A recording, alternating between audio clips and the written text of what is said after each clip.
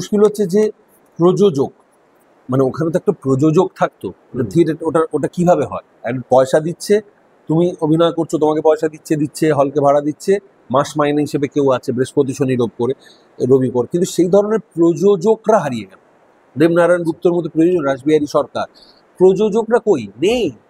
যারা একটু প্রযোজক আছেন তারা হয় সিনেমার দিকে চলে যাচ্ছেন বা কিছু বানানোর চেষ্টা করছেন। এই থিয়েটারের প্রতি একটা ভালোবাসা থেকে কিন্তু বোট থিয়েটারে অসাধারণ সব কাজ হয়েছে, অসাধারণ। সৌমিত্র চট্টোপাধ্যায়, শুভেন্দু চট্টোপাধ্যায়, ভানু বন্দ্যোপাধ্যায়, আমি সবারটা দেখিনি, বা কালী ব্যানার্জি বলো, সত্য বন্দ্যোপাধ্যায় বলো, আর নাম বললে অগন্তি নাম, মানে আরো অনেক, মানে অসহায় সব, মানে স্টলওয়ার্ড অভিনেতা। সুতরাং অনুপ কুমার বলো, রবি ঘোষ বলো, তো সেটা আস্তে আস্তে কেন সরে গেল? আরেকটা সরে যাওয়ার কারণ হচ্ছে যারা মূলত যাদের নাম বললাম কম বেশি, কিছু অনেক নাম মিস করলাম, তারা কিন্তু তাদের সবারই একটা থিয়েটার প্রেম ছিল। তারা সিনেমার লোক হলেও, সৌমিত্র চট্টোপাধ্যায়কে তুমি কি লোক বলো? তুমি তো আগে নিজেকে থিয়েটারের মানুষ বলতো, but is a cinema star.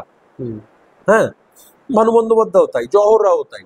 এদের সবার একটা থিয়েটার ওরিয়েন্টেশন ছিল। আজকে যারা সিনেমা করছে বা সিরিয়াল করছে, সিরিয়ালে হয়তো অনেক থিয়েটারের ছেলেপুলেরা কাজ করে বা ওয়েবে, তাদের এই সিনেমার লোক থিয়েটার ওরিয়েন্টেশনটাই নষ্ট হয়ে গেছে।